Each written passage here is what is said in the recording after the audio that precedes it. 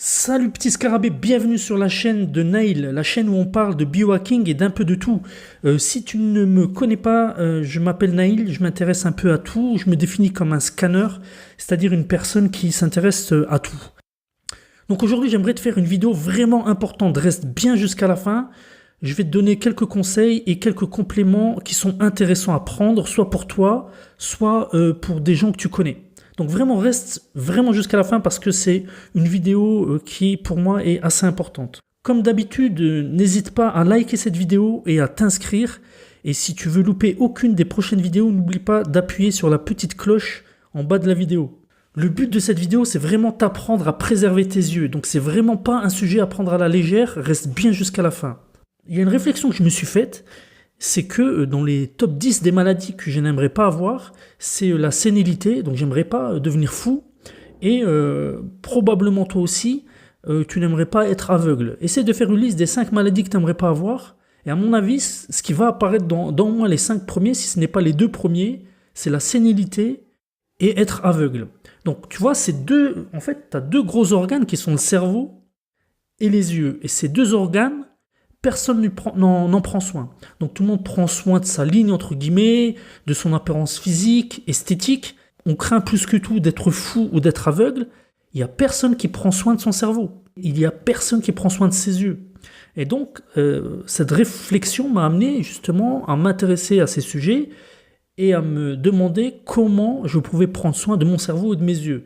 Bon, pour le cerveau, j'ai fait déjà plein de vidéos là-dessus, mais aujourd'hui, j'aimerais te faire une vidéo spécialement sur les yeux. Malheureusement, tu sais, si maintenant tu mets de la musique trop forte à côté de tes oreilles ou quelqu'un te crie dans les oreilles, tu vas le remarquer. Tu es assez sensible au bruit et tu vas protéger tes oreilles. Par contre, au niveau de la luminosité des yeux, parce que dans cette vidéo, on va surtout parler de la luminosité, personne ne fait très attention à la luminosité à laquelle les yeux sont exposés. Au final, les cellules de la rétine sont très importantes et pour la vision et pour ta santé mentale. Moi, j'ai pour objectif de vivre jusqu'à plus de 100 ans. Et si je veux vivre jusqu'à plus de 100 ans, j'ai intérêt à préserver mes organes. Donc, la liste est longue, mais aujourd'hui, on va parler des yeux. Je vais faire une analogie un peu. Tu vois, on a un certain capital à préserver. Imagine que tu as un réservoir d'essence de 50 litres et que tu n'as aucun moyen de faire le plein. C'est ton capital. Si tu veux parcourir 200 km, tu peux appuyer sur le champignon et rouler comme un dingue. Tu feras probablement tes 200 km avec 50 litres d'essence. Maintenant, si tu as pour objectif de faire 1000 km, c'est une autre histoire. Tu ne peux pas te permettre d'appuyer à fond sur le champignon parce qu'au bout de 400 km, tu vas tomber en panne d'essence.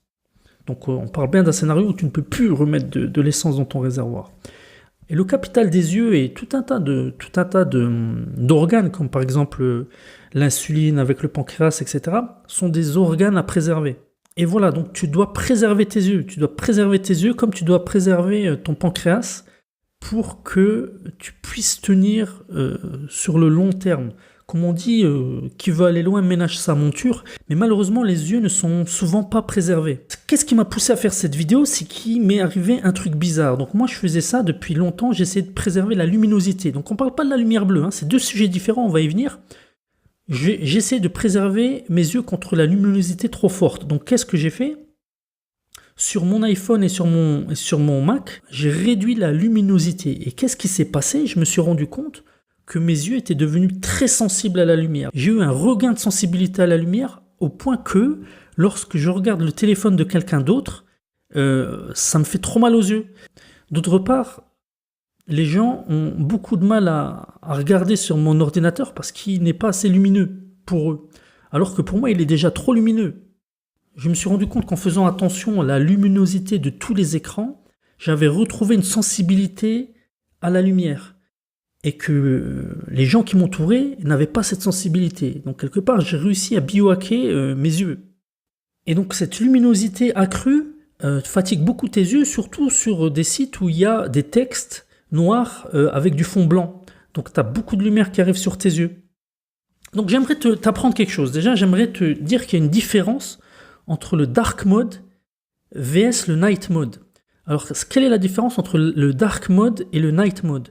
Le dark mode est un mode où tu, entre guillemets, diminue la luminosité, donc tu inverses les couleurs. Le fond qui était blanc, tu le passes en noir, et l'écriture qui était noire, tu la passes en blanche.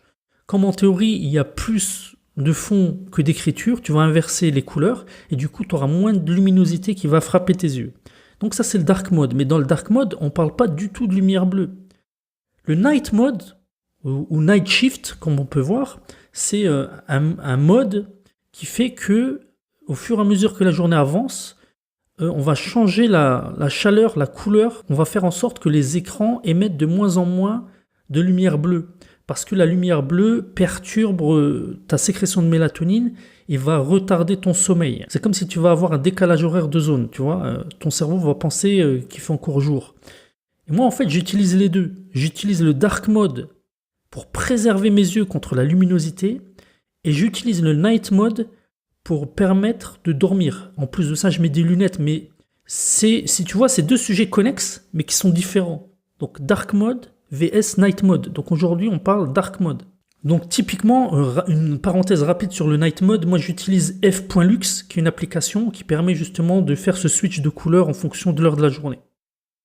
Alors maintenant, je vais te dire tout ce que j'ai fait, tout ce que j'ai entrepris pour limiter la luminosité sur mes yeux. La première chose à faire, si c'est possible, c'est d'énabler le dark mode sur ton système d'exploitation. Donc là, si tu vois, moi j'ai un Mac et dans ma version de Mac, il permet de tout faire en dark mode. Enfin, pas tout, mais pas mal de choses. Donc la version du Mac, c'est Mojave ou Mojave, je sais pas comment on dit. Et donc là, il te permet d'énabler un dark mode et je te conseille fortement de le faire. Donc du coup, toutes tes applications vont être en dark mode. Donc tu vois, l'application Note ici est complètement noire. Donc ça, c'est la première chose. Donc ça, c'est la première chose à faire. Si ton système d'exploitation te permet d'avoir un dark mode, mets-le. Mais ça ne va pas te permettre d'avoir du dark mode partout. Je te dis juste un truc, c'est que lorsque tu vas mettre du dark mode, tu vas peut-être être perturbé au début et tu vas vouloir arrêter tout de suite. Et je te conseille de persévérer, de rester en dark mode, en inversion de luminosité, en inversion de couleur. Et petit à petit, tu vas t'habituer à ça. Et ça, c'est super important, surtout le soir. Parce que bon, la journée, il y a beaucoup de luminosité autour de toi, ça va encore. Mais le soir, c'est vraiment bien de diminuer la luminosité. Bien que moi, je travaille en dark mode toute la journée. Donc première chose à faire, enabler le dark mode sur ton système d'exploitation si cela est possible. Tu peux aussi essayer de mettre du dark mode sur toutes tes applications. Donc si tu veux, Twitter a un dark mode. Donc tu regardes les applications que tu utilises le plus ont un dark mode en natif. C'est toujours mieux de trouver le dark mode en natif. YouTube, si tu fais beaucoup de YouTube, je te conseille de le passer en dark mode. Donc regarde ici, donc c'est assez simple. Tu cliques ici et tu fais thème foncé activé. Il y a une extension Chrome et Firefox qui s'appelle Dark Mode justement, qui permet d'avoir du dark mode sur les sites qui ne l'ont pas en natif. Donc par exemple, tu vois, si tu vas sur Wikipédia, là j'ai enablé dark mode, tu vois, tout est inversé. Donc au début ça peut être perturbant, mais au final après tu ne saurais pas t'en passer. Et tu as aussi la possibilité, parce que lorsque tu utilises un plugin là, comme le mien là, dark mode, que tu peux... Merde, là, je l'ai désactivé et je vais le réactiver. Et donc en fait, tu vois, tu peux désactiver et réactiver assez facilement. Ce que je voulais te dire, c'est qu'il y a certaines pages, tu vas être peut-être pas bien voir, ou il y a des boutons qui vont pas bien se prêter, ou à la rigueur, il y aura des images au fond blanc, donc le résultat sera pas superbe. Mais tu peux toujours désactiver le dark mode si l'affichage n'est pas bon, ou si tu ne vois pas certains boutons, donc tu peux parfois désactiver. Donc moi, ça m'arrive parfois de désactiver, mais en règle générale, je ne le désactive pas, sauf ponctuellement. J'avais aussi installé un plugin spécifique à Facebook, donc des fois il existe des plugins spécifiques à certains sites, et le résultat est peut-être meilleur, que tu peux essayer de mettre. Donc tu vois ici, j'ai Facebook en dark mode. Il y a aussi donc une façon en natif cette fois dans Twitter, de mettre Twitter en dark mode. Tu peux aussi regarder sur toutes tes applications. Donc moi, sur Acrobat Reader, il y a aussi une façon d'aller en dark mode. Sur iPhone, il existe aussi une sorte de dark mode à aller rechercher au niveau de l'accessibilité, il me semble. Le problème, c'est que ça a inversé les couleurs au niveau des images. Et le rendu était vraiment, vraiment pas terrible. Donc j'ai arrêté d'utiliser le dark mode sur iPhone. Par contre, ce que tu peux faire, c'est mettre un fond d'écran noir Et contrairement à un fond d'écran blanc, ça va déjà reposer tes yeux. Et sur l'iPhone, toutes les applications qui sont compatibles et qui ont un dark mode en natif, je l'ai enablé. Par exemple, j'utilise Todoist. Donc ici, tu vois, déjà ça c'est Todoist au niveau du Mac. Il est noir. Mais également sur mon téléphone, je l'ai mis en noir. Certaines applications peuvent se mettre en noir aussi, je les ai mis aussi. Par exemple, ici, mon logiciel de trading, qui est ProRealTime, tu vois, j'ai mis l'interface en noir. Tu vois, donc tout ce qui est possible de mettre en dark mode, que ce soit ton OS, que ce soit tes navigateurs ou que ce soit des applications, essaie de voir s'il y a un dark mode dedans. Autre conseil très très important, j'aurais dû peut-être te le donner au début, c'est de baisser la luminosité de tes écrans. Alors tu vois, moi je suis, tu vois là, non c'est pas ça, tu vois la luminosité que j'ai peut-être un ou deux que j'utilise, tu vois, pas plus. Alors qu'avant j'étais dans un truc comme ça, tu vois la différence. Enfin, je sais pas si tu la vois comme ça, mais il y a une grosse différence et c'est pour ça que les personnes qui utilisent mon ordinateur ont du mal à l'utiliser parce qu'ils trouvent qu'il y a absolument pas de contraste et pas de luminosité, alors que pour moi, c'est l'inverse. J'arrive pas à regarder leur écran, surtout la nuit. Autre conseil aussi, surtout la nuit, c'est de baisser la luminosité de ton clavier. Parce que sur les claviers rétroéclairés, ça peut être très gênant également, tu vois. Donc moi, j'utilise pratiquement pas de luminosité. Je vais te montrer, je vais essayer de te filmer ça. Donc je sais pas si tu vois. Là, j'ai pas de luminosité.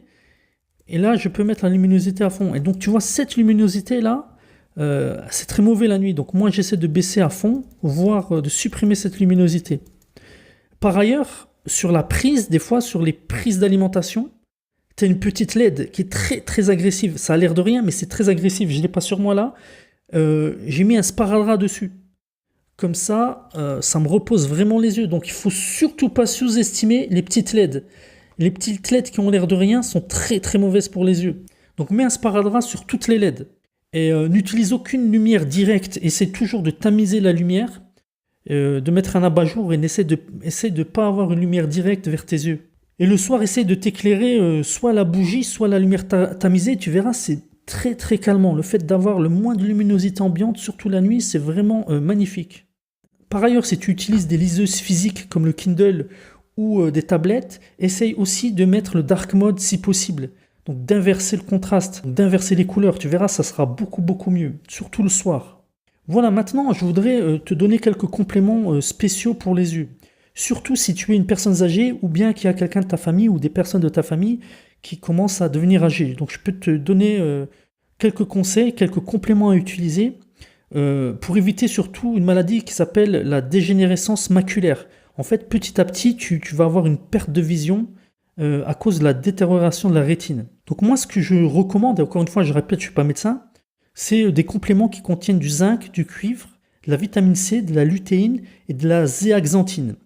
Et personnellement, moi, je recommande à mes proches une formule qui s'appelle Préservision 3. C'est une formule qui apparemment est conforme aux études scientifiques qui ont été faites, donc tant en termes de dosage que de composition. Donc voilà, je t'ai donné plusieurs petits conseils, c'est vraiment étudié, tu verras, ça va changer ta vie, ça a l'air de rien, mais c'est très très important de préserver ses yeux contre la luminosité qui est trop forte des écrans. Merci de me dire si toi aussi tu as déjà entrepris des actions pour préserver tes yeux, ou si tu as des trucs et astuces que j'ai oublié de dire ici, c'est super intéressant à partager. Comme d'habitude, n'hésite surtout pas à partager cette vidéo si tu as des personnes dans ton entourage qui seraient intéressées d'avoir ces informations. N'oublie pas également de liker et de t'abonner à ma chaîne et éventuellement de cliquer sur la petite cloche pour être notifié lorsqu'il y a une nouvelle vidéo de moi qui sort. En bas dans la description, tu peux t'inscrire à ma liste d'amis et tu recevras la liste des compléments que j'utilise. Et comme d'habitude, si tu veux aller plus loin sur ces sujets, tu peux consulter mon programme de formation en lien aussi dans la description. Sur ce, je te dis à bientôt.